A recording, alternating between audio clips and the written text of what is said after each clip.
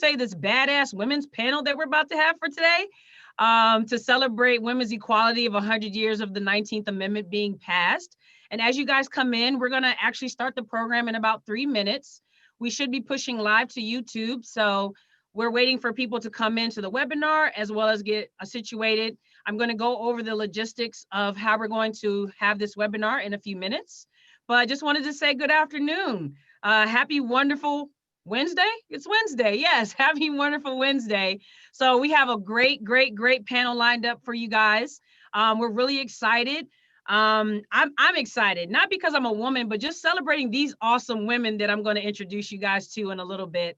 We're having this program to celebrate women everywhere, but to celebrate us, to learn from each other, men and women alike, all different races, different ages and everything. So we have a really good, diverse panel coming up.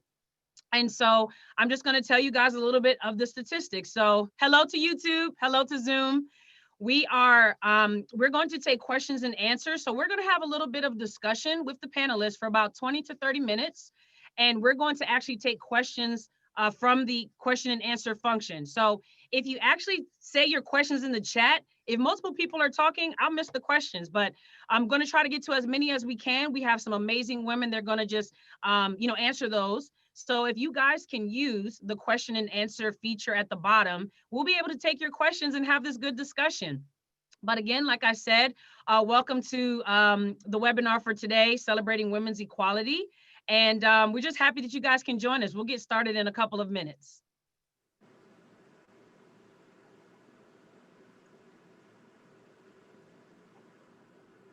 Yeah, welcome. So let me know where you guys are coming from. I know we have calling in from Hawaii. I know that we're here in the Washington, D.C. area. We have California. So we're literally covering a few time zones. So let's see in the chat where you guys are coming from. Also share this webinar. If people can't come on to Zoom, then they'll be able to join us from YouTube. And that's youtube.com/NavalX. If you missed wonderful nuggets that I know you guys are going to get, just watch the replay on our YouTube channel later. So yeah, let us know where you guys are coming from. So the panelists can see, well, maybe not all the panelists, but the panelists will be able to see, and we'll be able to, just say hello from all over the world. So I'm going to say good morning, good afternoon, good evening, and whenever you're watching the replay, hello. So we're going to get started. Welcome to the webinar today. A little bit of the logistics. We're going to be taking questions and answers on Zoom from the question and answer functions. If you guys are participating on YouTube, I have colleagues of mine that will be watching YouTube feeding me questions. We will have a little bit of discussion back and forth between the panelists from some questions we have pre-populated for them. And then we'll be taking questions and answers to the panelists. Nobody's camera is on and nobody is coming on video to talk. I know we've done that on previous webinars, but we're just going to take questions and answers in the question and answer function. So, Jackie, I'm going to turn it over to you. Great. Thank you so much, Ashley. So welcome everybody to our NAWCAD and NavalX Women's Equality Day event. I'm Jackie Walters. I'm the Women's Initiative Network Champion at NAWC Weapons Division. Before we get started, I'd like to thank all of the panel members for taking their time out of their busy days to give us insight into their journeys. I also want to thank Ms. Jennifer Santos for pulling together the panel members, and to Ashley Floyd, Mr. Matt Denny, and Ms. Trish Gresham, who are the true muscle behind today's event. 100 years ago, the 19th Amendment was added to the United States Constitution, giving women the right to vote. Women's Equality Day, celebrated every year in the month of August, commemorates the passage of women's suffrage in the US and reminds us of the hurdles overcome by the heroic women who propelled the women's movement forward. By the early 1900s, several countries had legalized voting for women as the movement continued to spread across the world. In the US, the 19th Amendment was first introduced in 1878, but it failed to gain traction. It wasn't until the women's involvement in World War I effort that made their contribution painfully obvious that women's suffrage finally gained enough support. Women's rights groups pointed out the hypocrisy of fighting for democracy in Europe while denying it to half of the American citizens at home. As you know, a constitutional amendment requires approval from 2/3 of the states. 36 of the states had to ratify the 19th before its passage.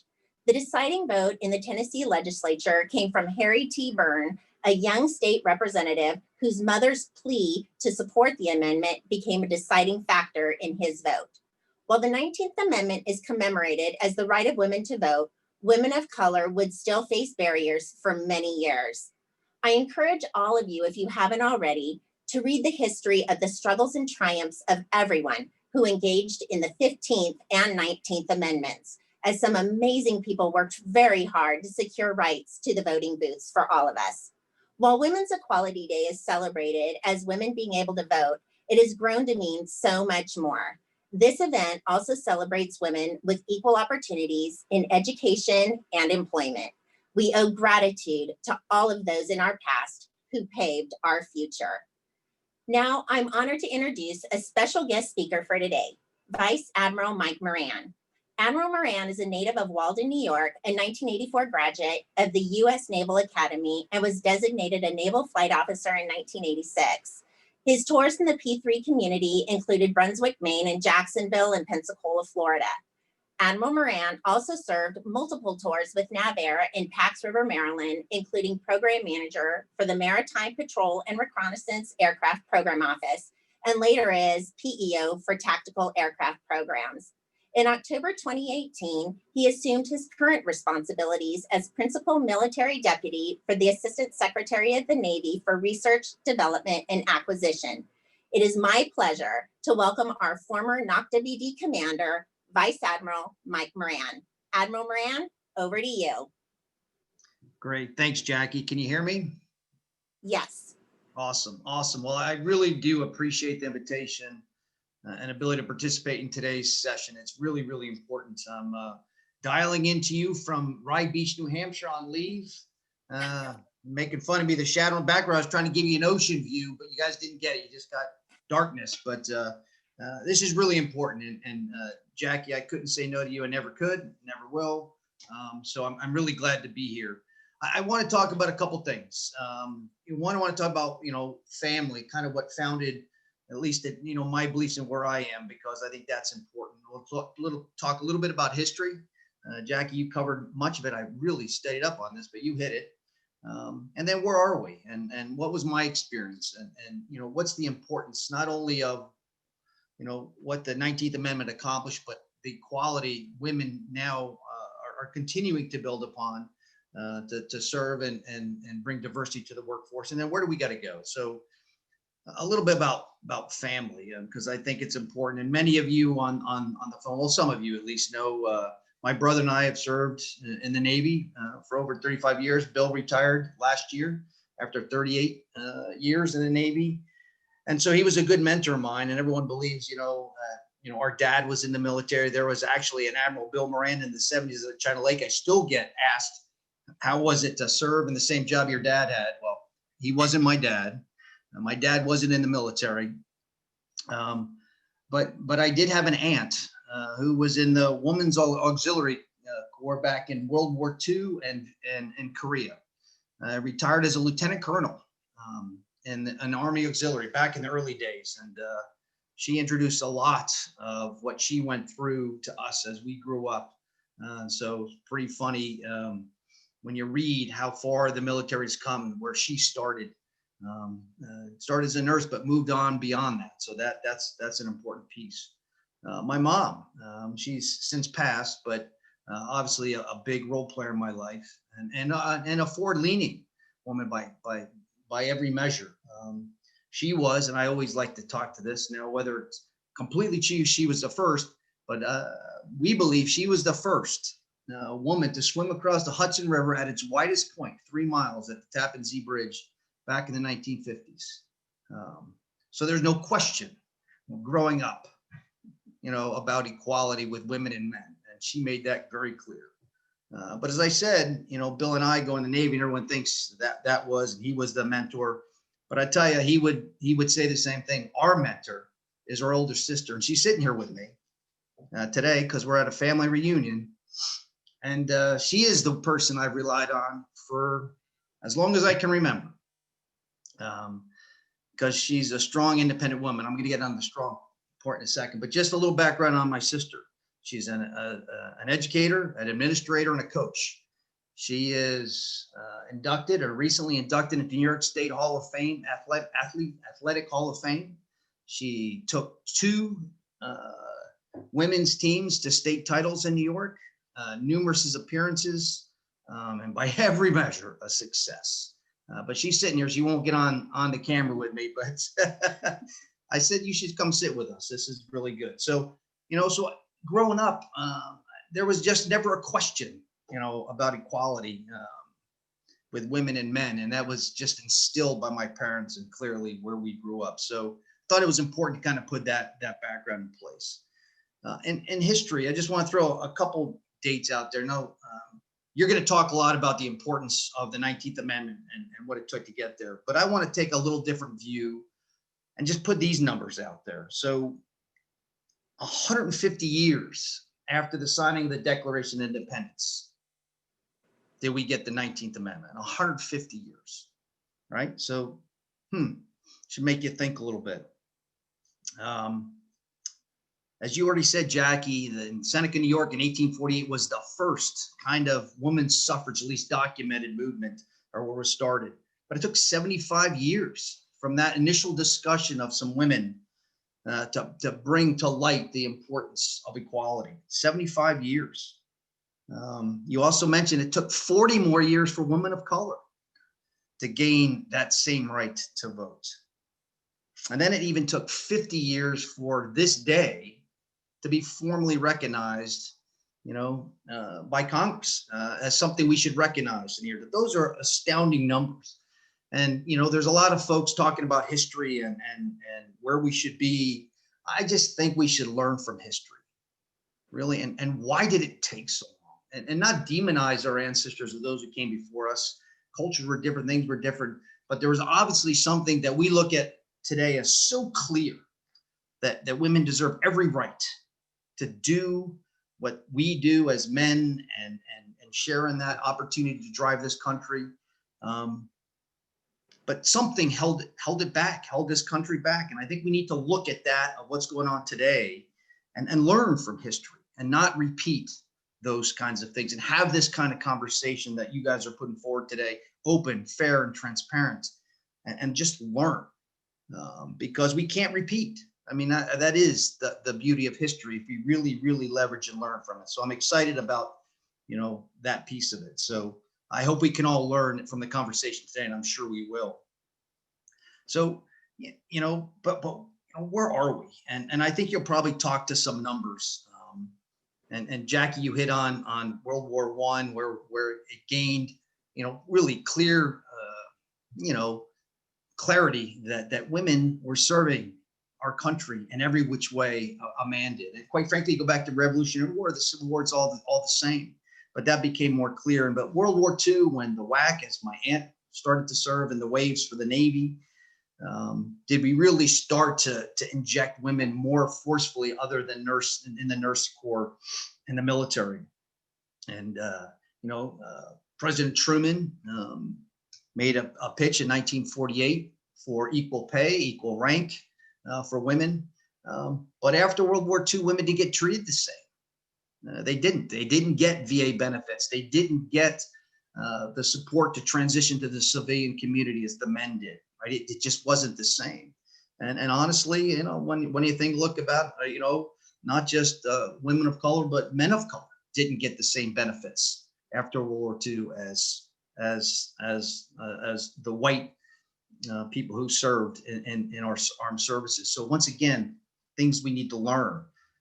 But as I was reading, what really astounded me, it really wasn't until 1980, the year I first went to the Naval Academy, that women got VA benefits, even though they served, for the entire length of our country, and certainly recognized in the late 40s, 50s as getting rank and pay similar to men. But VA benefits and the rest that comes with serving our country didn't really get,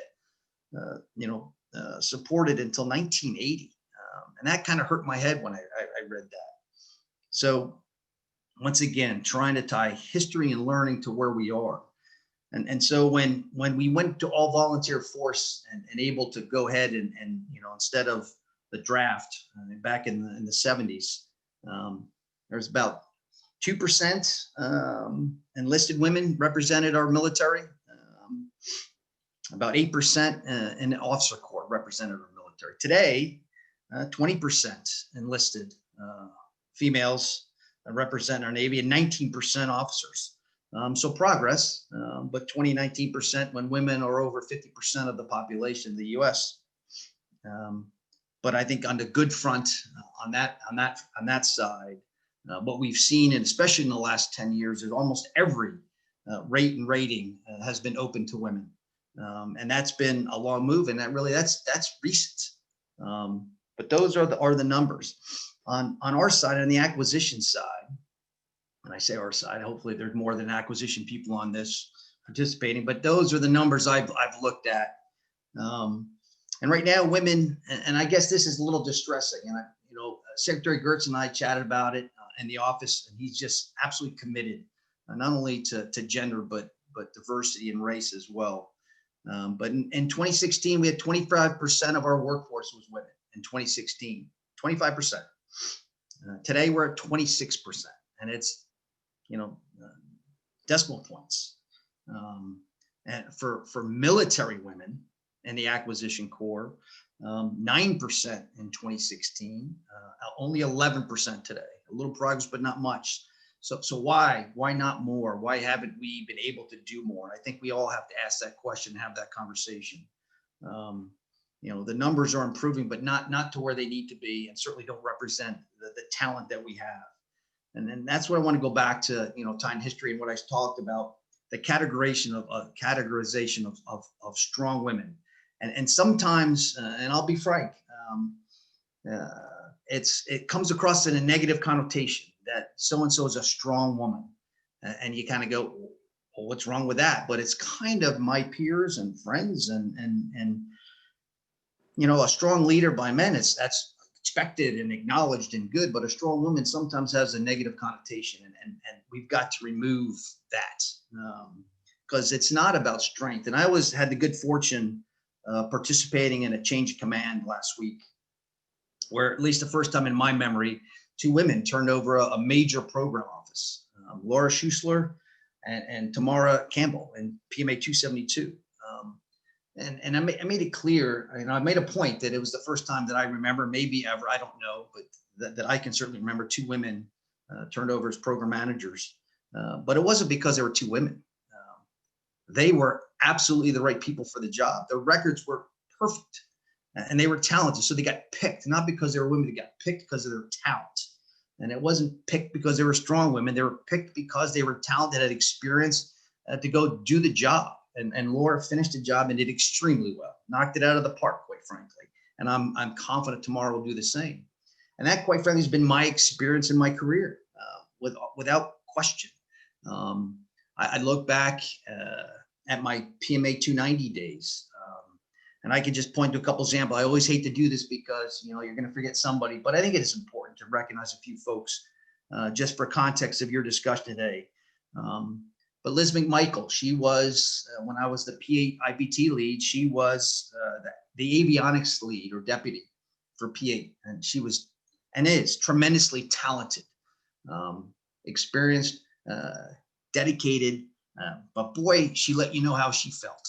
And so when we needed a new lead engineer for the PMA, she was the one I wanted. And she was not, and some of you NAVAIR folks will go get with me. She was a 4 or 5 person out of 4-1. You couldn't have that. Oh my gosh, what are you doing? You're breaking it down. I said, she's the one that needs to lead the engineering team for the PMA. And we got her, and she was awesome and is awesome. And she leads, additive manufacturing for NAVAIR today. Just a quick story. Holly Galletti. I don't know if you know Holly. Holly, we got very fortunate to bring into the PMA.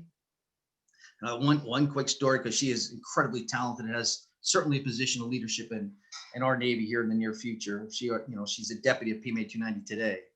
But one example, and those of you who know me, I always talk about listening and hearing your people, right? Spending the time to really listen, because it's important that we listen.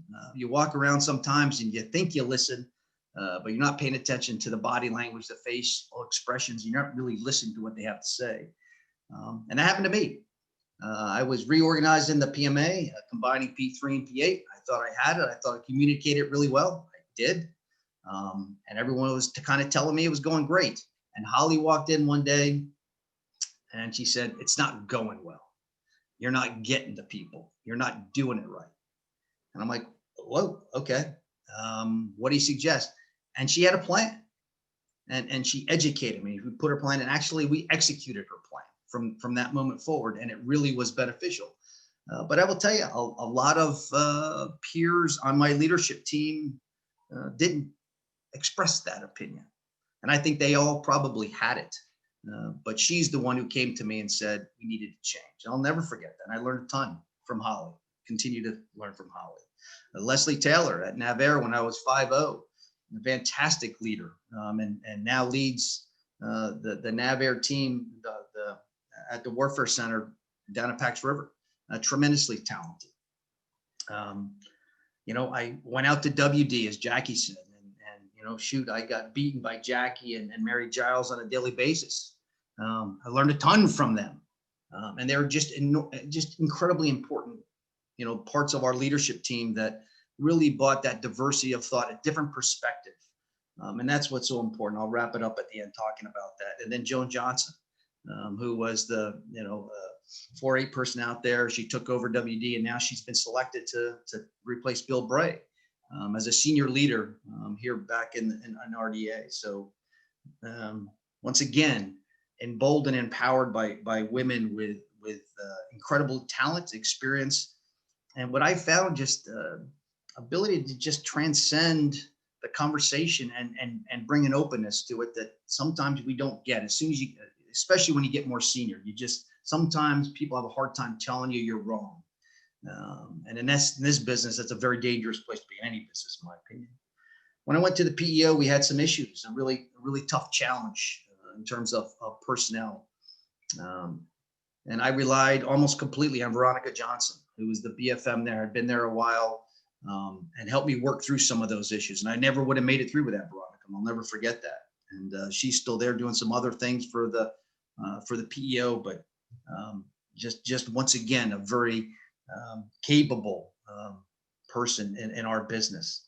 But I just look at the RDA staff, and I will tell you, Secretary Gertz is absolutely committed to bringing diversity into the conversation and to the leadership team. And I look at Jamie Reese and Cindy Schaefer and Billy Ann Anderson and Jane Rathbun, all very talented women, are there because of their talent, not because of their women, not because they're women. And each one of them, I tell you, I just learn from each of them every day. And I think Seiko's on here somewhere, but she can back that up. I mean, she was a great member of the team, and now she's a PEO doing great things for us. But these are all talented women that just bring a different perspective to the conversation.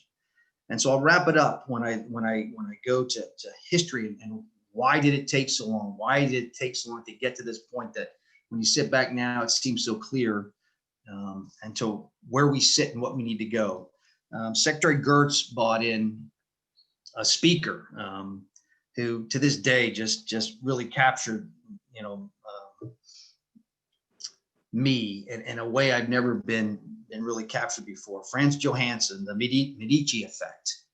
And it was all about diversity. It wasn't a race perspective or gender, you need this or that. You need all of it. And it's about the diversity of thought. And you could have two people of color with different backgrounds that will bring diversity of thought.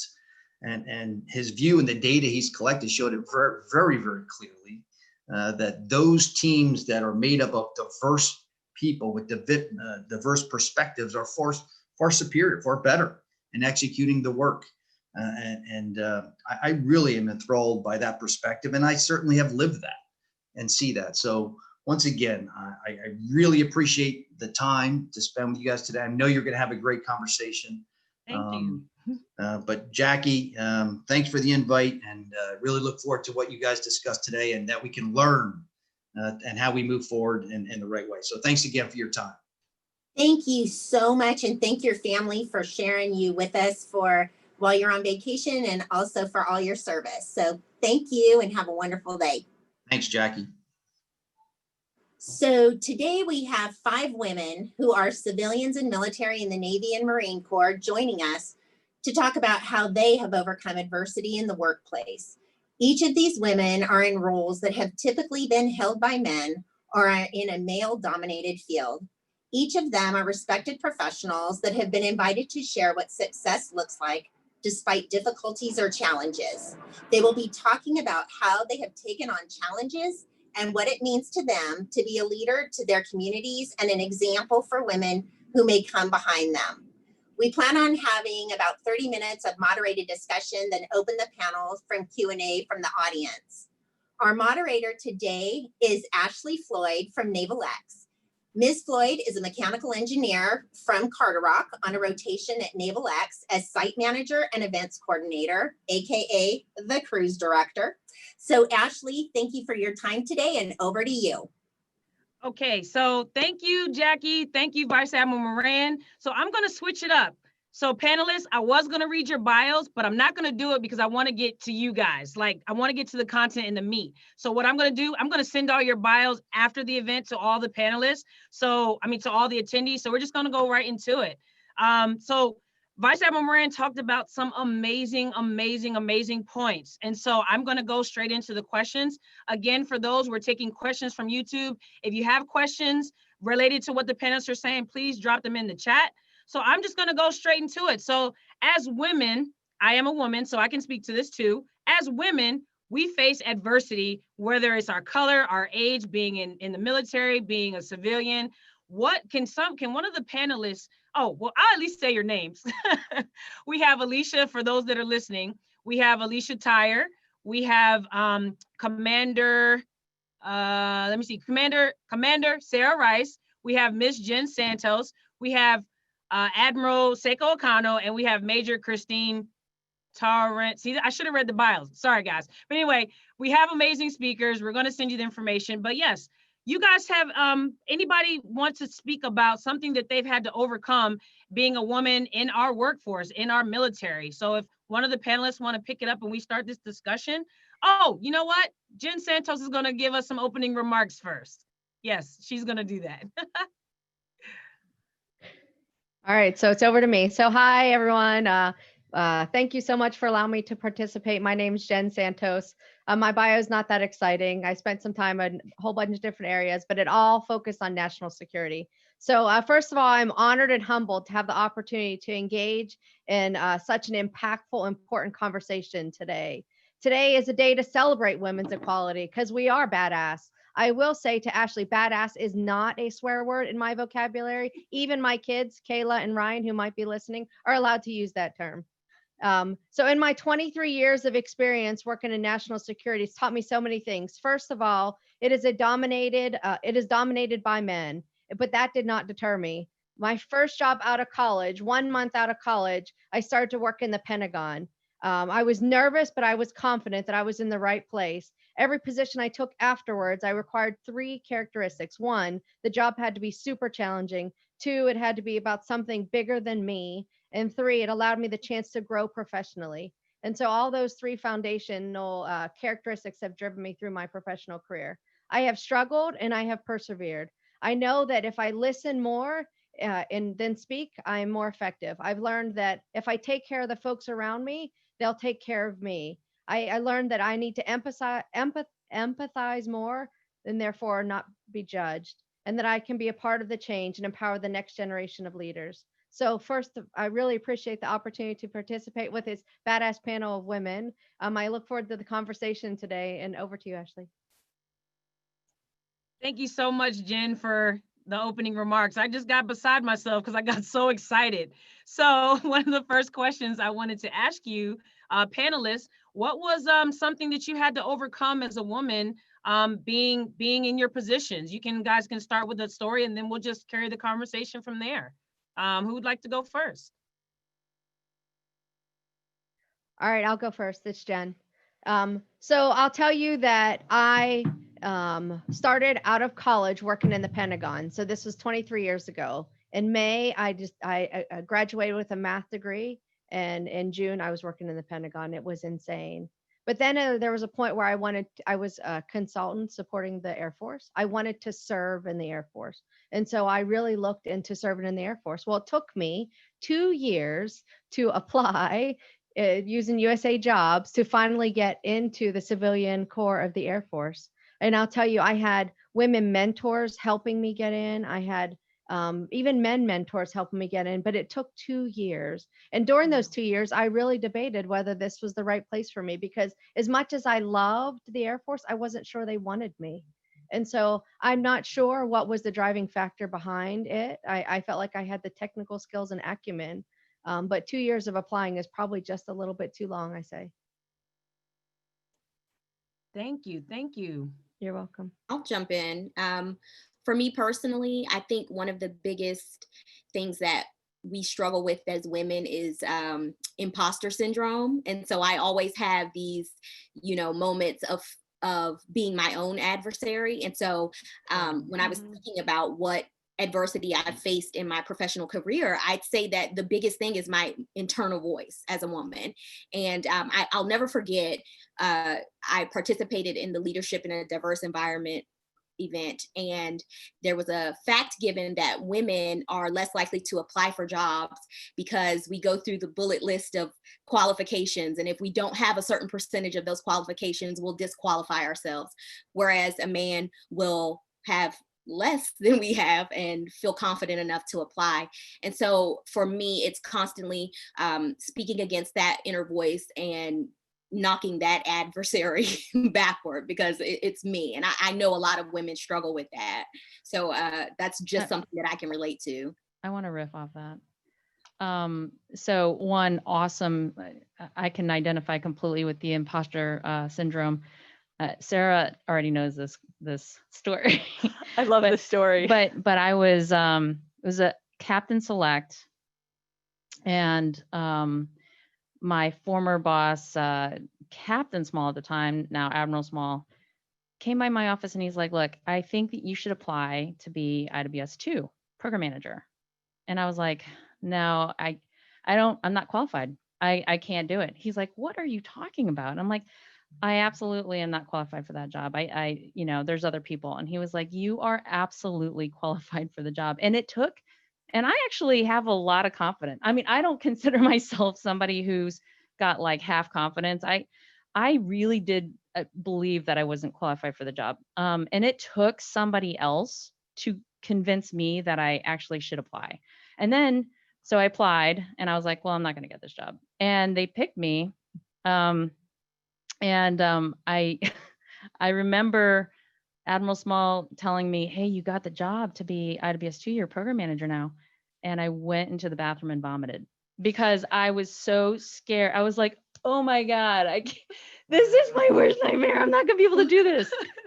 And it was only until I had like maybe 3 or 4 months in the job that I realized this is the best job ever and I can do it. So yeah, I mean, it really does. It takes a little bit or a lot of pushing because that imposter syndrome is for real. So I'm glad you brought that up. Yes, thank you, Alicia, for, sorry, Christine, you go. I want to talk more about that too, because I think so many women can relate to the imposter syndrome.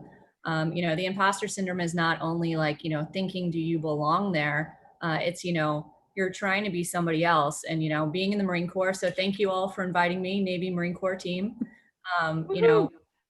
Being in even less numbers than what Admiral Moran had talked about is, I'm in the 9% of female officers within the Marine Corps. So we're an even smaller percentage. I am definitely in what is sometimes deemed the men's club in the naval service.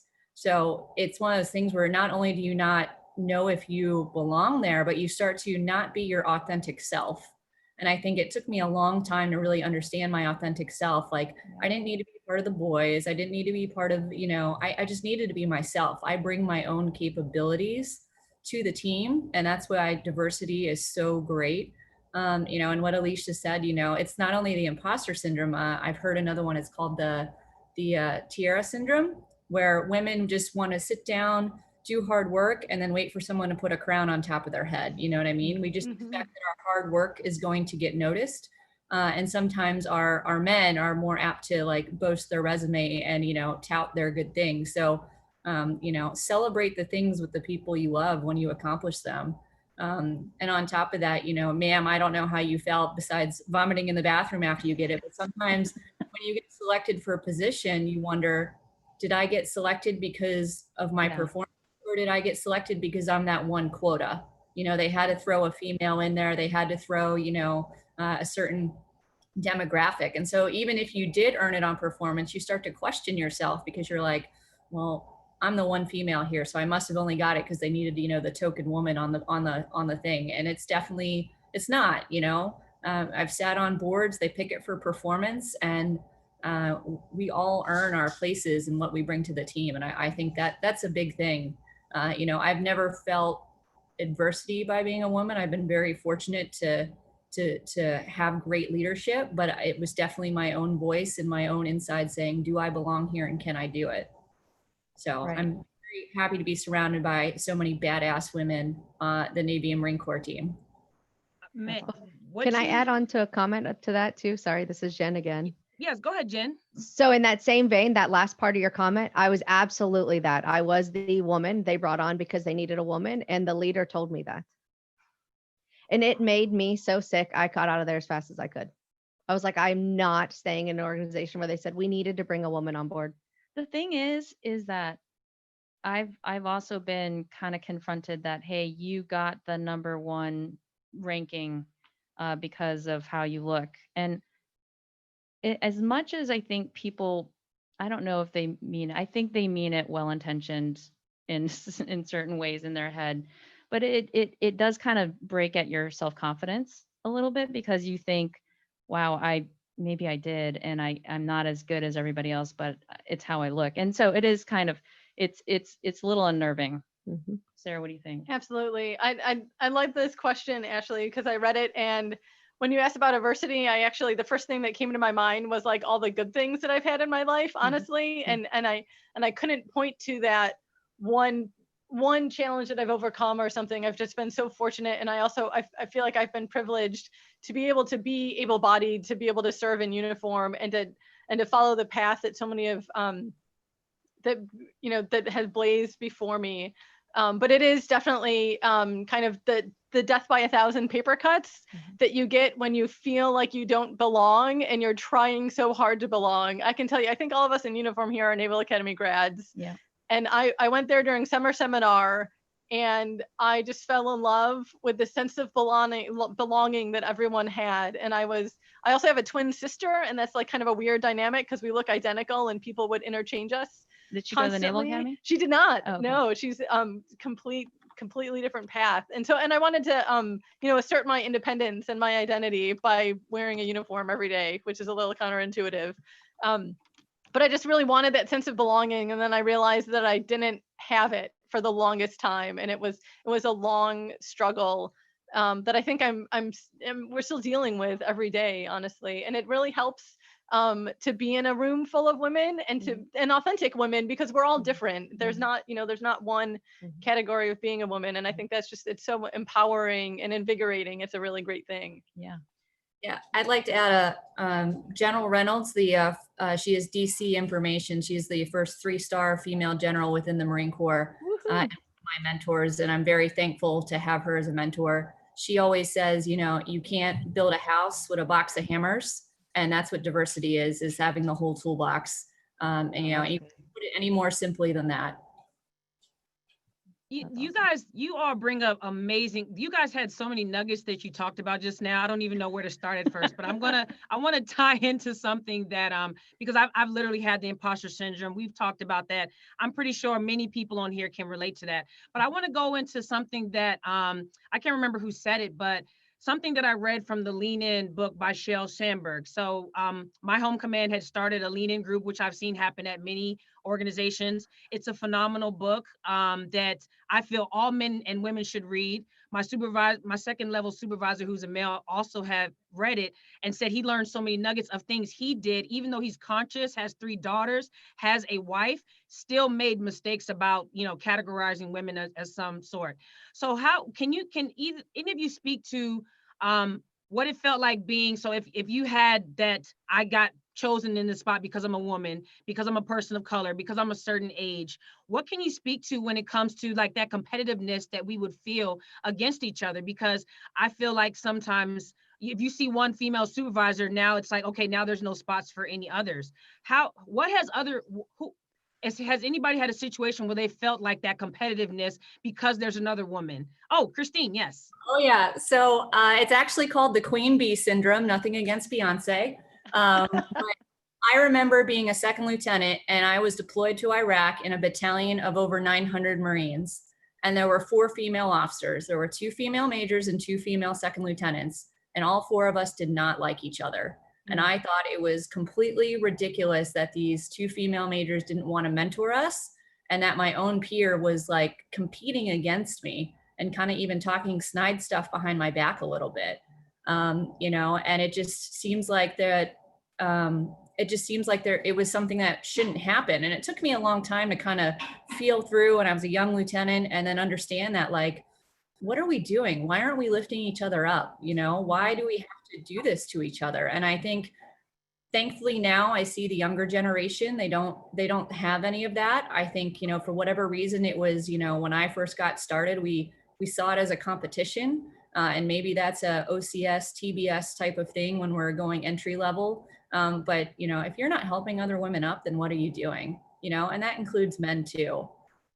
Something I want to talk about on the topic of badass is that, you know, I feel very fortunate to be put in the category of badass, but like men, there are average female Marines and there are average female sailors. And to me, I think it's a disservice that an average sailor, an average Marine, because they are a woman, sometimes get put in the category of not good, when there are men that are just average and they require mentorship and development. But for whatever reason, like the women, we get put in 2 categories, either not a good Marine or sailor or just badass. And I think that's really unfortunate. And I think that this is part of the important book of people, us bringing each other up, not only men, but women as too, and taking care of each other, because that we don't get through at 20% or 9% if we have, you know, if we let our average ones fall through the crack. They deserve the development, mentorship, and leadership that everybody does. You know, you don't have to be a badass. You don't have to be a female Marine doing 20 push-ups and pull-ups and running marathons and doing all these things to be kick-ass. We all bring something to the fight. And I think that everybody should deserve their chance at badassery. Even if you are average, you just take a little bit of extra development like anyone else. No, I want to rip off of what you just said again, because I've struggled with this, right? I think that the death by 1,000 paper cuts makes us a lot stronger. You know, we have to do it every single day. We have to like overcome adversity and all this other stuff. And there's normal adversity life that everybody does, right? But on top of that, there's also the stuff that we've got to go through. And so it's, you know, any disadvantaged group, it's kind of like there's a group that is running at, you know, in Colorado Springs at altitude, and then there's a group of people running at sea level. And we're both running the same race, but there's one group that has to run just twice as fast and twice as long, you know, and exert twice as much effort for the same exact race. And the people in that group, the people that rise to the top are the rock stars or the badasses. But you are absolutely right. There's a great group of people that we also leave behind, but for some reason get categorized as now they can't even run, because it's like we're running the race that we're running. It just requires that much more output. Does that make sense? But I would also say that badass is also a mindset too. And so for me, when I put myself in that mindset, I push myself more, right? And then sometimes I have gone through some pretty adverse issues in the recent past. And if I allow myself to not hold myself up, because others might, even women, men, it doesn't really matter. You need to kind of keep yourself going along. And so that side of it, I think everyone should embrace, not just the folks that work hard and, you know, during COVID, I've gained 10 pounds, right? I imagine the whole world might have, probably not, but it's that, like, you gotta persevere, and you gotta push through it together, and help each other through it. Yeah. Sorry. No, Alicia, me and Alicia had this conversation. Alicia. Yeah, I just wanted to kind of go back to something Christine was discussing with the Queen Bee syndrome, and just point out the fact that it's because of a scarcity mindset. There has been this reality that there is a very limited amount of opportunities for women. And so we have to work against that mindset that there's a limited space. And so I have to be cutthroat, and I can't appreciate or uplift another woman who is in a space because she's taking from me. And it not only happens in groups of women, but it happens among all minorities in any white male dominated kind of organization. So you see it amongst people of color, you see it with people with disabilities. If there's a finite number of people who are, higher, we just see it across any of these areas. And so I think someone in the comments mentioned sharing our successes. And so as women, the more that we share our own successes and uplift one another as leaders, the more that we show other women that there are opportunities for them, and that there is space here at the top, in the middle, there's room for growth. And so that scarcity mindset starts to die off.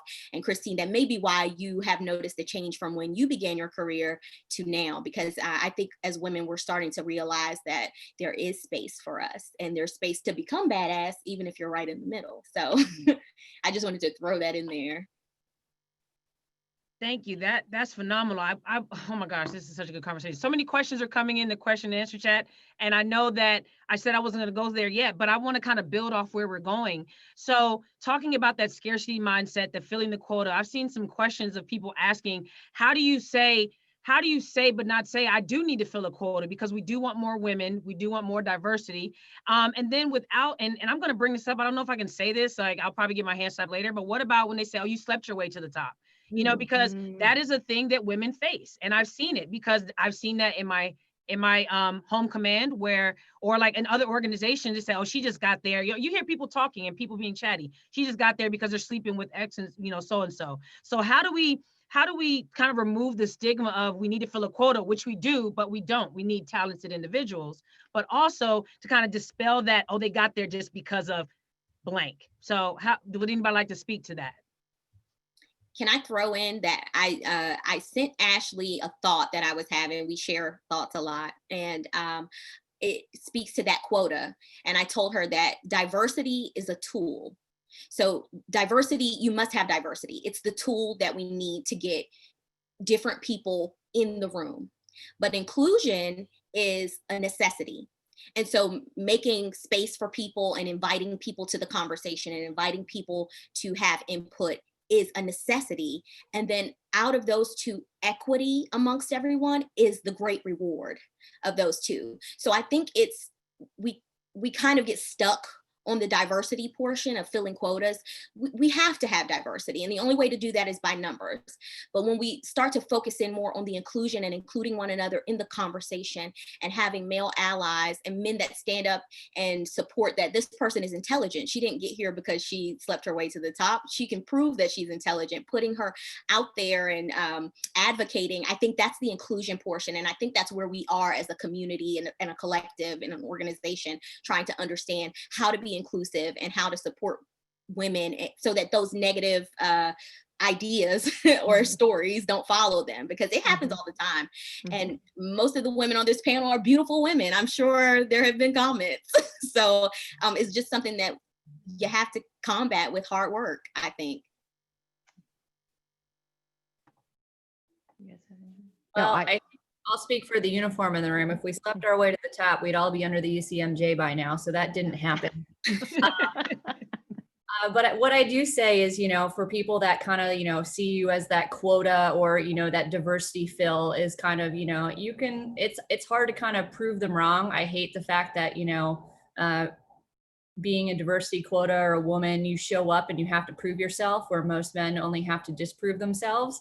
But at this team, because diversity inclusion is so necessary, you show what you bring to the team. And if the teams or the organization that you're a part of starts performing much better now that you're a part of it, or that you've brought other people on as a part of it, I think that should speak for itself. You know, I bring unique perspective I'm in the 3rd Marine Regiment. There are about 3,000 Marines. And I think there are maybe 3 or 4 female officers out of all 3,000, you know, but we all bring a unique perspective to the team and bring our own ideas about how the work should get done. And we're a high performing organization, and I'm happy to be a part of it.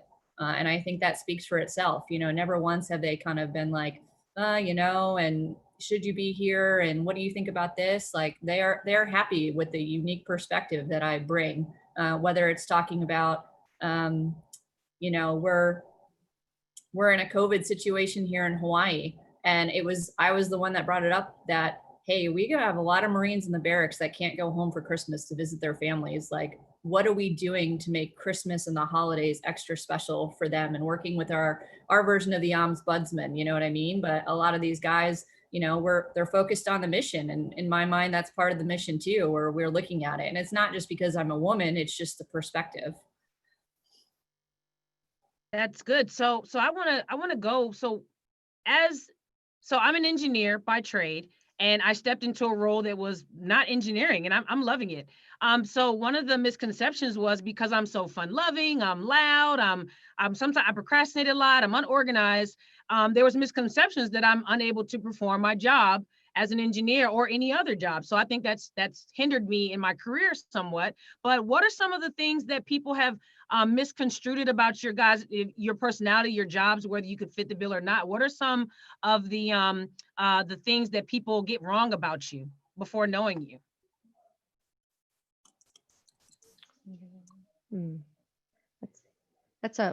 There's probably a lot in my case.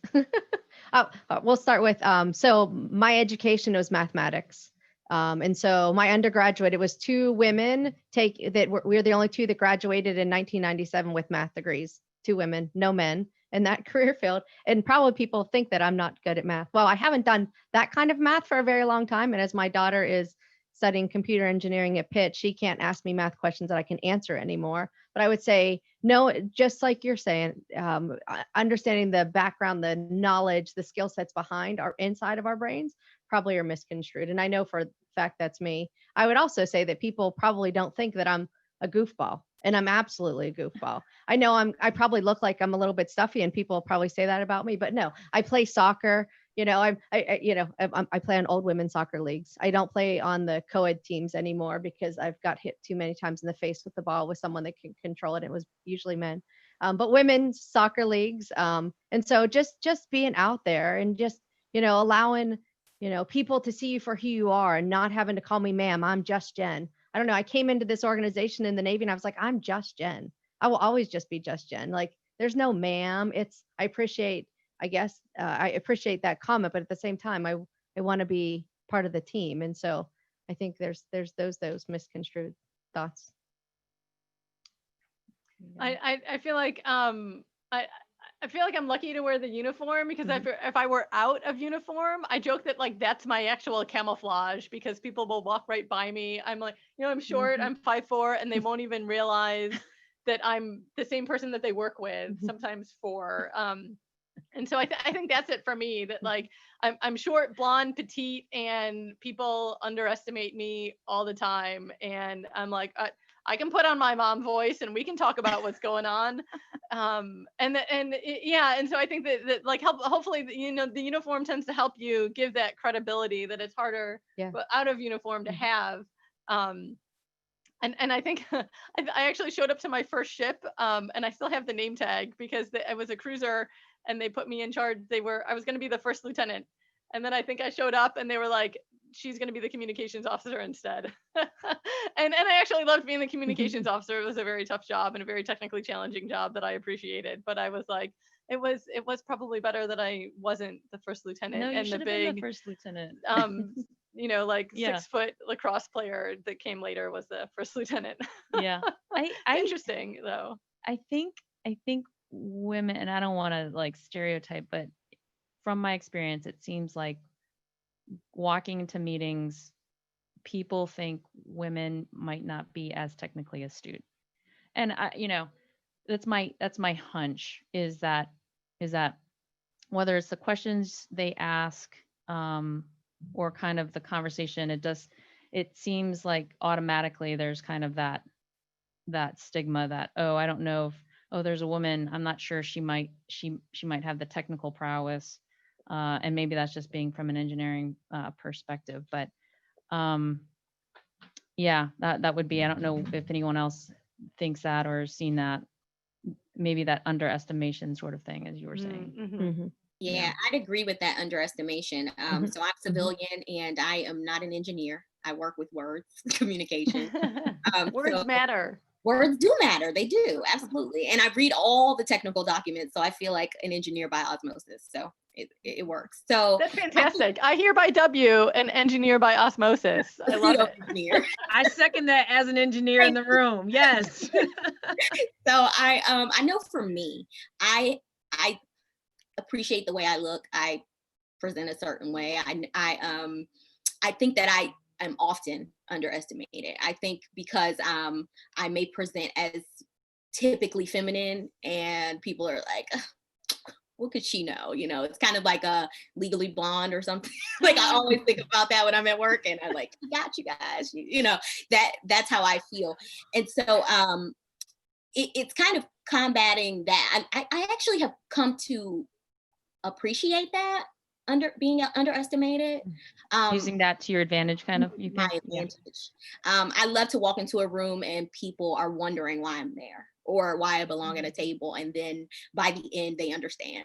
So to me, I think we should embrace that. Being underestimated, of course, unless it's keeping you from a position or a table, but just I've learned to embrace it and use it as fuel. And I think a lot of women should do that and feel free to be authentic. That's just been my main thing, just being authentic. Who I am when I come to the table at work is very close to who I am at home with my daughter, minus a little bit of yelling for her not to jump off the couch with the cat. So I'm pretty close to the same person. So I think just being able to be a woman and show up as who you are. I don't have the uniform to, I feel like come across as how I do. I'm a disruptor. So I'm always the one in meetings poking holes in theories and ideas. I'm a disruptor and I don't appear to be that way. And so people are always just, thrown off. I love seeing it in a room. Can I, on the topic of authenticity, it took me a while to kind of get into, not put away my insecurities and just, embrace just my authenticity and who I was. And I think at that point I was like, I can ask stupid questions because I'm okay with it. But I think I was trying to be somebody I wasn't. And that really held me back on just trying to do my job. So yeah, I think there's so much to being just authentic and being okay with your insecurities, which just takes a long time. There's a lot of power in that. That's awesome. There's so much power in doing that. And then allowing other people to do it as well. It's so wonderful. Right. Yeah. So I'm pulling in a question that was actually from one of our original ones, because this is really fitting. What is something that you guys would have done differently? So something that you would tell the future generation of leaders in whatever positions they go into, that are in the military or civilian side. What is something that you would have done differently in these situations of authenticity, of people understanding who you really are, or breaking those misconceptions? What is a piece of advice that you would give to those people watching and those coming after? I read a really great article recently, and it was about this guy who's a mentalist in the UK. But the nugget that I took away was you wouldn't worry so much about what people thought of you if you realized how little they did. And so I think I would embrace that early, is to be authentic and not worry what people think about you. Because number one, who cares? And number two, if they have the wrong impression, there'll be time, either that doesn't matter, or there'll be time later for them to get it right and to really understand. I think I read it on a shirt somewhere too recently that was like, go ahead, underestimate me, that'll be fun. And there's always going to be tomorrow to keep going and not worry about what other people think. Yeah, and I want to add to that. So I used to work in the Senate, and I got to spend 5 years over there writing bills, and it was a great opportunity for me to learn. And honestly, I worked in the Senate Appropriations Defense Subcommittee, and there were 8 folks in the majority, and 6 of us were women. And so I think when I spoke about that, people were a little bit surprised about that. But we had a hashtag that we said #nobody cares, and we actually I actually gave as a gift to one of my colleagues. He was a guy who worked on the committee with me, a T-shirt that said #nobody cares, because people take themselves honestly in those positions. People took themselves very seriously, and it's a profoundly important job with a lot of responsibility and a lot of stress associated with it. But when you take yourself too seriously, people might not listen or provide you the information that you need or be a good teammate. And so #nobody cares. Awesome. Mhm. I think it's actually counterintuitive to the confidence thing, you Yes. know, to have self-confidence, but Yes. also remove the ego, you know, to Yes. do that Yes. at the same time. Yes. It's not about you. Mm-mm. So don't, you know, don't be afraid to make mistakes. Don't be Yes. afraid to not be perfect, because by asking the questions in the room, you're allowing other people to ask the That's right. questions. And I think that's the best advice is being comfortable to be able to speak so I hate when people shake their head in a meeting and they don't know what you're saying. And I'm not the person who'll shake my head. I'll be like, I don't know what you just said. I mean, like, can we start with English and then we'll move off to the conversation into another language of your letters that you speak in your language in the Navy or the Marine Corps, the Air Force or DOD, right? Let's just start with English. But being comfortable and being able to admit that you don't understand. I think that's life's lessons, and not being afraid about that. That's right. Ooh, that's a good one. I would say my advice, being someone that's in my mid-career, I would say that my advice would be to just do it afraid. So for instance, even coming on this panel, there was there was a lot of apprehension. Ashley had to pep talk me because I mean, you all are phenomenal women. And I know just, you know, how much you've done, and I'm mid-career and working on getting to a certain level in my career. And so just taking the, you know, just having the gumption to just do it afraid, even when you're afraid of it. Sometimes your fear is bigger than the reality. And once you're there, you realize, okay, you know, I can do this. There's a reason that someone thought I should be here. There's a reason that I was asked to do something. So for anyone who is in a junior position, an entry position, do it afraid, apply. Try, take on opportunities. Don't let anything pass you by. If they put it on the table, take everything on the table. And what's for you will stick for you. That's my best advice. Preach, girl. Preach. That's great. Awesome. That's amazing. So Absolutely. can I add to that same thing? So every time I'm in a situation where I'm scared to death, and it happens all the time, when you stand up and give a speech and there's 3,000 people in front of you and you don't know, and you feel like you're going to vomit the whole entire time. One of my mentors, and I think we should talk mentors at some point in time, but one of my mentors, he gave me the advice, Jen, I had to stand in front of the president and give a presentation. And he said, and here's what I did. I squeezed my toes. So whenever I'm in an event or a conversation, even in a meeting, and I'm really, really nervous, I squeeze my toes and while I'm speaking, when my toes start to relax, I realize I'm comfortable now. So I push all the energy to my feet. And so it's kind of a goofy thing. Actually, I've shared this story many, many times, but I squeeze my toes a lot. I do. I don't squeeze my toes. I squeeze my behind. I just squeeze everything until I relax. Well, okay, so transition to the mentors a little bit with some of my advice is that, you know, I wished I had the courage to reach out to other women sooner. I didn't see a lot of people that looked like me. And I think my first experience where, you know, the women didn't get along, I was too afraid to ask for like, ma'am, what's it like? You know what I mean?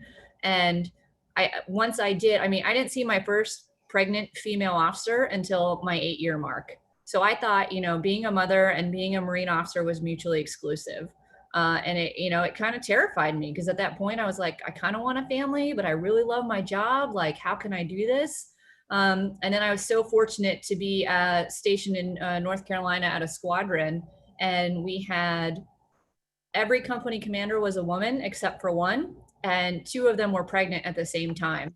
And it was kind of like, he was the male company commander was like, whatever the women want to do. OPSO, I was the operations officer, and we ran the squadron, and it was so wonderful to network and be with those other women. And that's when I kind of started reaching out to other organizations and getting involved with things like the OWLS group that goes in DC, Officer Women's Leadership Symposium, and the Joint Women's Leadership Symposium, and the Sea Service Leadership Association, all these wonderful things. And I remember going to my first Jules conference and seeing 1,000 women from DOD, whether government employees or officers or enlisted, just in uniform, was just so life-changing for me. These women gave me words to feelings that I never had. And, I got to see other women. I've met a female Marine officer who was pregnant while in command. General Mullock, she was our first African-American female general officer. And I remember standing up in front of her and almost crying because I said, ma'am, I appreciate what you do and the example that you set, but I want you to know you are the first female Marine general officer that we've ever had with kids. I go, you have set that standard for us to show that it is not mutually exclusive.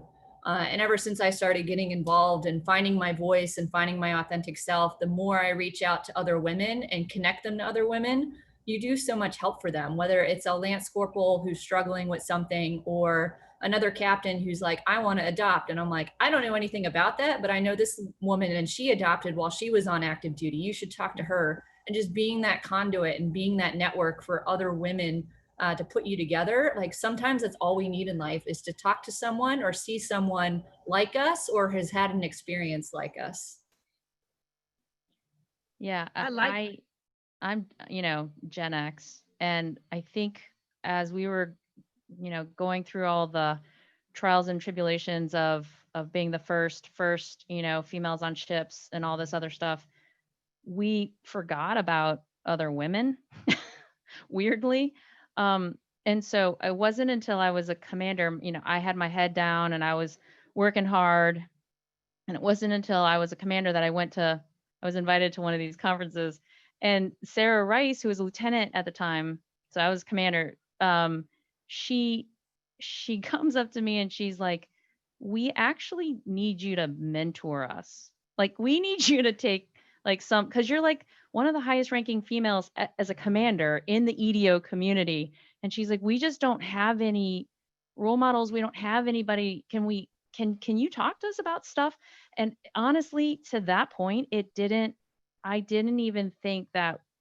And I think that would be one of my biggest pieces of advice is create that network early on, because it was really hard to do it just by yourself. And I think I was definitely mentored up at that moment that, hey, there are a group of people that really need you to mentor them. And it never crossed my mind. So I would do that differently. So what about, here's a question that I have, because I realized that a lot of times, and I love the Lean In book because it does have a whole chapter about mentoring and about how it should be natural.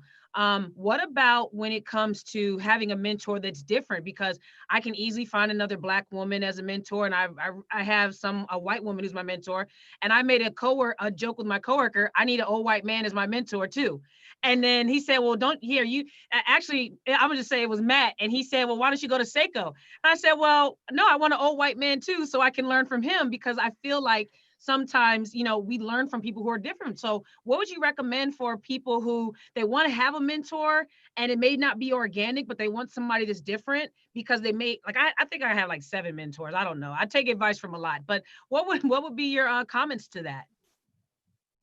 So I would add to that, I think, all through my entire career. So I was bold when I was young and joined the Pentagon, and I didn't know the rank. So my first meeting was sitting with the general, sitting at the head of the table. I didn't know that he was a general. He called, his name was Bruce, last name Carlson, ended up being a 4-star. And he said, my name's Bruce. And I said, hi, Bruce. So the whole meeting, I sat in there, called him Bruce. And so, that's just a funny story of learning, right? So knew nothing about national security, but knew I cared, to where I am right now, which I'm very thankful to be serving in the Navy in a capacity where hopefully I'm helping. But in that mentor phase, so all through my career, I've had mentors. I've always had one in my chain of command, and didn't matter race, gender. It just was someone in my chain of command that I admired, right? And I looked up to, and I was like, they're badass. And then I always had someone that was completely outside the career field of national security. So I always had someone in industry or somewhere outside of that I looked up to that was badass. And then I always had someone that cared about me personally, like worried about me, like my heart, and empathized with me. And all through my career, those people have changed. But I purposely, this is something really, really good. And I think I did a good job with it. Every quarter I met with them. I'd have a coffee. I'd have a virtual coffee. I'd call them. I put it on my calendar to make sure I called so-and-so every quarter. And when people now ask me to be a mentor, I take it so seriously. I put so much time into helping them.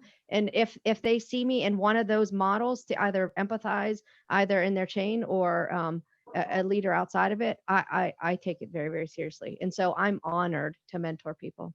I love it. Okay, well, two more topics I'd like to get to, because I know we only have about 15 minutes or so before we're going to start wrapping everything up. So for the mothers in the room, I did see some questions because there's been adversity, especially with COVID. I see there's a few questions in the questions and answers talking about, when should you start your career? Is it too late? Is it too young? I know, Christine, we've had conversations about this, Alicia as well. I see multiple questions that are asking about motherhood helping in their careers, or your impact, especially now before COVID and pre. What are some things that you guys can talk to as far as how it's affected you in your job? Yes or no, whether you want families later or not. So take it away. So I'll start because I'm super passionate about this, despite the fact I'm only a dog mom. I don't think don't say only, it's still a mom. The work-life balance, I see a lot of it in the comments, and it always makes me giggle because men don't get asked this question. So why does it only women have to have a work-life balance? You know what I mean? And so I've thought a lot about it too. I got married last year at the age of 34. So it's not exactly like I'm getting any younger, and I most certainly would like to have a family. And one of my things that I am really pushing for in the Marine Corps is, how do we update pregnancy orders? How do we make policies that are inclusive to everybody? You know what I mean? General Berger, our commandant in the Marine Corps, included, how do we make the family part of the Marine Corps family? I think the days are gone where if the Marine Corps wanted you to have a family, we'd issue you one. That's not a thing anymore. I wrote my command and staff master's thesis on including assisted reproductive therapies into the TRICARE, because I firmly believe that if you can freeze your eggs or embryos, that it gives the service member and their family a little bit more flexibility for the family planning. So I definitely think that we need to change the way that we look at motherhood, fatherhood, adoption, parenthood, co-parenting, same-sex couples. This is all part of our military service now.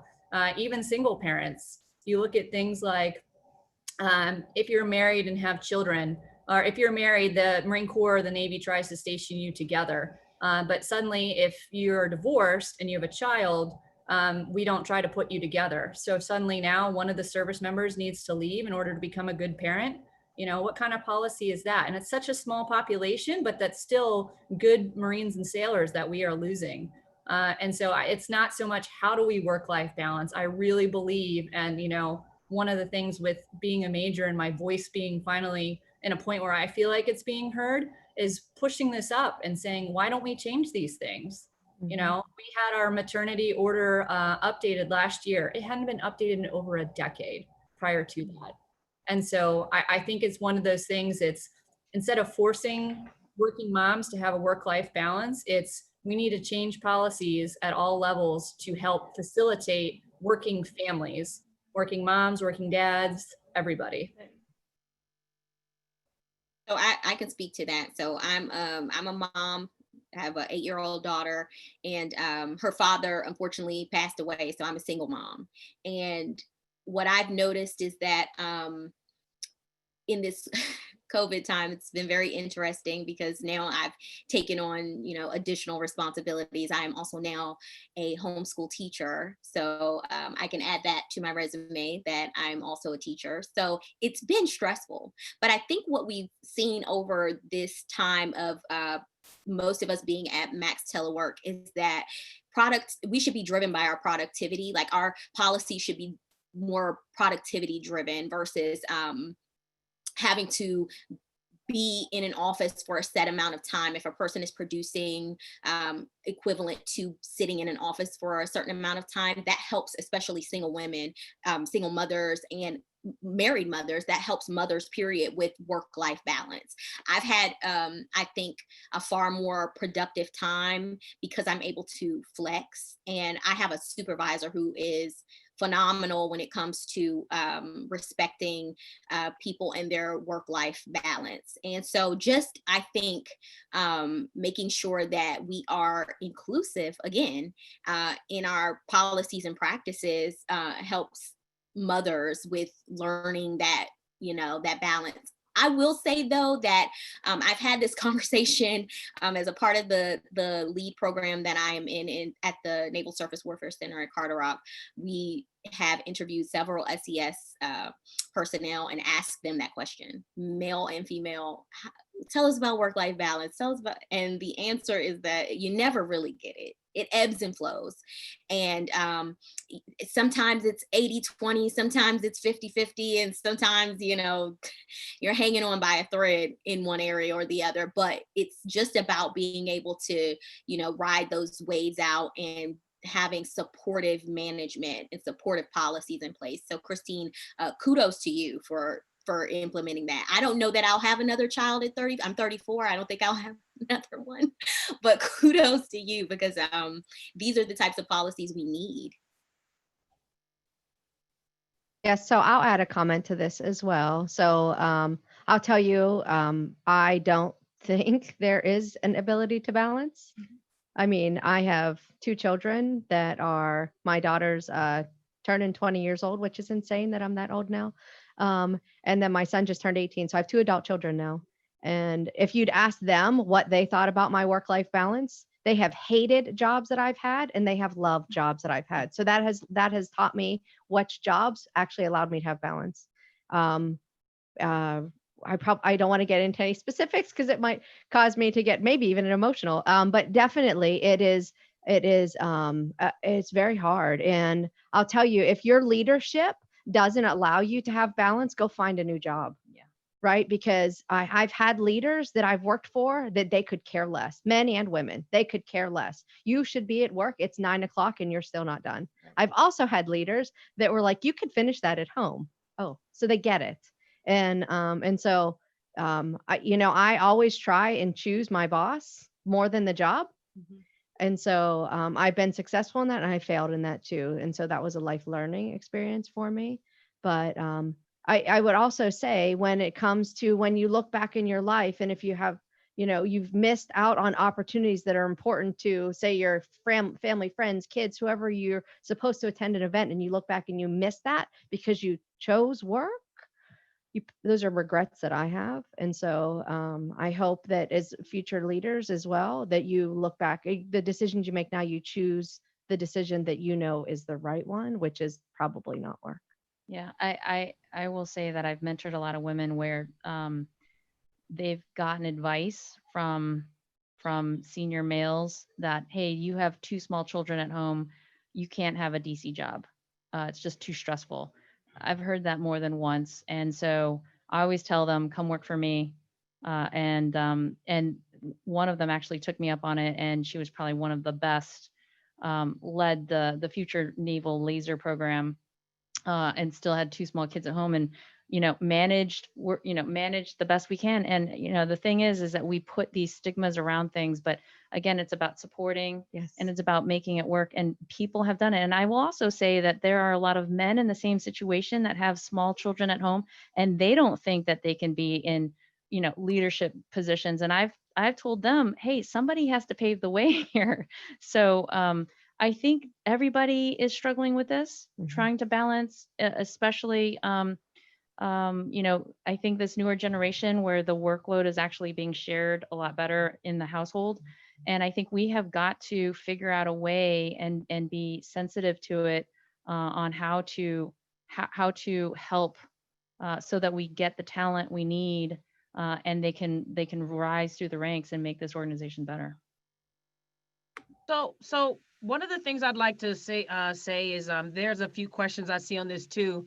How do we influence our leadership in a healthy way, being as women, to be more inclusive, to understand women health, remove some of those stigmas, to be more effective with changing some of these things for us? So can anybody speak to that? Speak to just what it means to like try to get leadership involved with some of these issues that we're dealing with as women. I think it's important to find the learning moments and the coachable moments. There's kind of like the big decisions and the little decisions, and they all matter. There's the thing like words matter in creating an inclusive environment. And did you know, and calling to their attention, because they probably don't have they don't want to do a bad job of leading people and creating a poor work environment. Everybody wants to come to work every day and do a good job and create a positive environment. They may not know that they're doing it. And so I think finding those moments of saying, did you realize that the things you say or the things you do come across like this, and it would be better if you did it this way, I think would really help, especially along the lines of the work-life balance and the inclusion. If you encourage them kind of managing up to say, what does your calendar look like? What are your obligations to your family? And oh, by the way, if you express that to everyone else, it gives permission down for them to express as well. And then we're all working as a better team, especially in this max telework environment, to be able to set those boundaries, but also know where we can go. And I think the support structure in place is very important also, not only for the family life, but for work. I think that that becoming a parent has made me a better team member and a better leader as well, because I kind of use the same principles in both places. There's this book that I would bring out a lot that was called The Happiest Toddler on the Block, but I would bring it to work and say, look, you have to talk to people like a toddler sometimes, and show them that their needs are being met and that they're heard, and therefore they won't have a tantrum at work. And little tricks like that, I think help make it a better place for everyone. I've actually heard that as not treating people like children, but caring for them like that, you are actually more generous in your. So it's like if a child has a tantrum, it's not like you're going to yell at the child and say that's your fault. You're going to say, what made the child have a tantrum? Where are they hungry? What can I do? And you're a lot more generous in trying to understand. And I think dealing with people in general with that sort of generous heart is important. Why did they act that way? Is there a way that we can, is this a teachable moment? I think is important. Yeah. I would say in addition, adding to it is empathizing with their situation, right? Yeah. It's very, one of my things my mother taught me was you have to empathize with their situation, put yourself in their shoes. It's very hard to do, but I try as best as I can to do it as many times as I can. And I catch myself when I don't. I just messed up because I told them, you have to work on this paper and it's due at 6 o'clock, but you're missing the soccer game, right? And if I knew they had a soccer game for their child, I would have probably said, no, turn it in the paper tomorrow morning. But so that exactly what you're saying, how do you know? But how do you have to have that person be comfortable sharing. So if you don't have that openness in the conversation with your leadership, that you're not going to know. So it's that circle of, communication and trust and knowing that they got your back. Yeah. Mm-hmm. And I think that some of the, I hate to say it, soft skills that they like to call it, they're not soft skills, they're skills. They're power skills. Power skills that we as women bring to the table. I remember at one of my courses, I wrote a paper called Yes, Mom, I Mean, Ma'am, because on accident, the way that I was leading, it was like my junior Marines on accident would accidentally say, yes, mom, a couple times, as opposed to ma'am. And it's, it was just, I think, a reflection of the leadership that you were giving them, as the way that you you care for them and you lead them. And, you know, discipline does not have to be yelling. It doesn't have to be the knife hand. It can be empathetic. And, you know, I would much rather have that like disappointed in you mom voice to get them to do something than it is to yell and, you know, to do something a little bit more aggressively. And I think that is something that we all bring to the table, and that, you know, that goes back to that diversity and those skills that we have. I also think about, we were talking about, you know, how do you change things and how do you use your voice? And I have a quote from Helen Keller that I love, and it's, I am only one, but still I am one. I cannot do everything, but I can still do something. And because I cannot do everything, I will not refuse to do something I can do.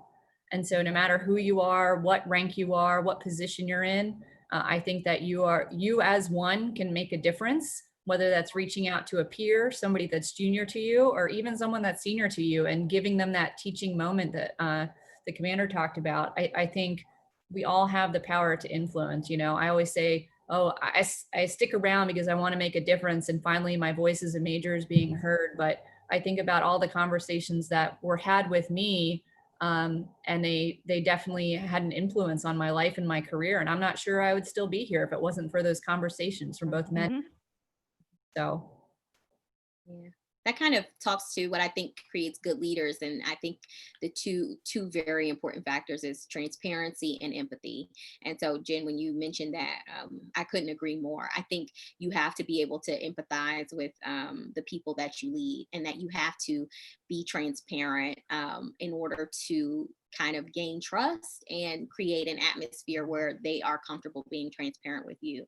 I've been lucky enough in my short career with the Navy to have a supervisor who fosters both of those characteristics, and it is a male, and he's been a phenomenal kind of like a unofficial mentor in that sense. But I noticed that for the most part, he has created a very transparent and empathetic feeling amongst the people that he leads. And so I think that will propel you further than being technically sound or having all the answers, or just understanding you can empathize with those people that you lead, and your door is always open for them to come and be honest with you, because you're honest with them about work and whatever's personal. Yeah. Thank you. Thank you. I I'll definitely want to. Oh, Sorry, I wanted to get one more question, because we only have a couple of minutes left. So we talked about earlier, Vice Admiral Moran had talked about the differences of like when people were able to vote.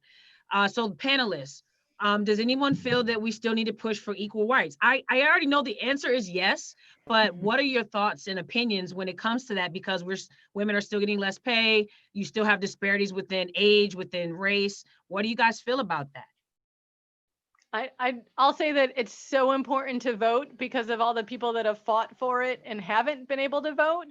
And also another V word, use your voice every day. You know, you can vote the first Tuesday of November every year, but your voice matters every day. And so think of that also. And help amplify the people who may not have the loud, you know, a louder voice that you have. Use your privilege and your position to help amplify the other people's voices as well. Yeah. And also vote. Don't forget to vote. Advocacy. It's so important for the elephants in the room to advocate for the mice in the room. So, and at some point we're all, we switch positions. So at some point you're a mouse in the room full of white men, and then at another point you're a white woman in a room where there's one woman of color who you've become the elephant. So always advocating and pulling back for people, reaching back for people who need to be put out in the front. I think just advocacy is our biggest thing always. And then lastly, coping with things while you're, you know, early in your career, later in your career with family. You have some high leadership positions in this room right now. How are you guys coping during this? As the last final words, you know, we can rapid fire for the people that are watching this right now. Coping in taking on COVID? too much. That's the question? Yeah, like how are you guys coping with taking on too much? I mean, it's a lot going on right now, and in your positions. Okay, I would say first of all, one day at a time. I mean, just really kind of breaking the problem down into smaller chunks. and making sure you really do have time for yourself and your mental sanity, I think is so, and being generous with yourself, I think is so important. I think it's important to remember to still say no. Sometimes it's easy when you're in a cubicle at work and, you know, somebody's like, hey, can we talk about this? And you say, not right now, I'm working on something. I think at home, a lot of people they feel more guilty about saying no because they're at home and they're like, well, I'm at home. And, you know, I go to work every day now, but even when I was working from home while we were still in Quantico, I remember at the end of the day at 1700, I'm still a wife. I want to spend time with my husband. I mean, I married him, I picked him, you know, and I think that people really need to keep that in mind. And that's certainly something too, is, you know, my peers that have children and suddenly they're homeschool teachers too, like to be empathetic to that, you know, not my situation is not theirs and their situation is not mine. So keeping in mind everybody in your organization that, you know, above and below you and what they're going through, and just having a little bit more compassion for everyone. You know, I go to work every day now, so it doesn't seem like a difference, but at the same time, my husband's working from home and I could stay to the office till 1800 every night, but I want to come home and be with my family because that is my family. I would add to it, you're not alone, right? And so I would say during this time, it's really hard, right? And so reach out, don't hold your hardships internally, reach out to family and friends and find communities to help you through this hard time. I know I do. I absolutely do. So I do Zoom calls with friends, or, you know, my friends started this in different groups, right? Just being there for each other, bottling it up and keeping it inside isn't healthy. And so just know, this is to the folks online, just know you're not alone in this situation, and find friends and, you know, call me. I mean, you know, I'm not joking. I love to help people with problems. You know, it's, you know, I feel bad and I have few people that come to me, they stay at home all day long and there's no other support around them. And I'm like, pick up the phone. But that's hard too. Thank you. Thank you. Yeah. Mm-hmm. Yes, I love that. We're all in this together. I saw a comment from Kara in here, and I appreciate that. And I really thank you all for joining. I'm going to turn it back over. Thank you, panelists. This has been phenomenal. I love these. I could do this for hours, but we're going to turn this over to Jackie to close us out. And we'll be sending a follow-up email just thanking all the people for participating. So Jackie, over to you. Thank you so much. Panel members, thank you so much. This was just absolutely incredible. And I just absolutely had a really great time. And when COVID is over, I think that we all need to get together and have a glass of wine or tea or coffee, whatever it takes. So thank you so much. Also want to say that our new motto is going to be #NobodyCares and Jen gets all the royalties. So thank you for that. I again, thank you all so much. For all the people that logged in, thank you so much for attending today and spending some time. When the meeting ends, you're going to be directed to a survey. So please, please, please fill out the survey. Your feedback is really important to us. And thank you all so much for celebrating Women's Equality Day with NavalX and NAWCAD. Thank you. Thank you, everybody. Thank you. Thank you. Thank you so much. That was so cool. That was fun. Very fun. Thank you, ladies.